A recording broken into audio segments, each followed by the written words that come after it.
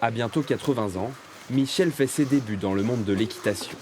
Tu vas faire comme moi, tu Ouais. prends ta queue, Et puis je la et peins. puis avec la brosse, tu vas faire comme ça, par petite quantité de poils pour lui démêler. Allez, vas-y. Et tu recules en Diagnostiqué malade d'Alzheimer il y a un an, il participe pour la première fois à une séance d'équithérapie. Je trouve que c'est bien agréable. Parce que j'appréhendais, moi, un peu ces grosses bêtes-là. Je connais pas, mais ils sont sympas, hein.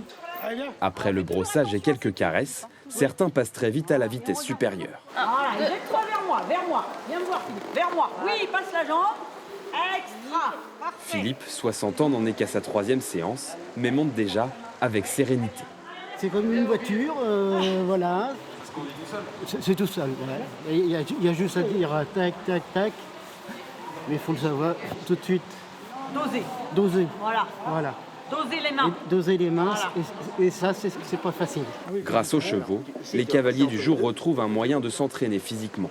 Exercer sa motricité, se pencher, ramasser, prendre, s'arrêter, repartir. Voilà, essayer de mobiliser l'ensemble des gestes de son corps qui soient propices à la conduite de l'animal. Mais c'est surtout un moyen de leur redonner le sourire, ainsi qu'à leurs aidants. Il est parfait, là. C'est un vrai cavalier. Ah ouais, le sourire et tout, c'est... On dirait que t'as fait ça toute ta vie. Il est heureux. Oui, c'est ça, il est heureux.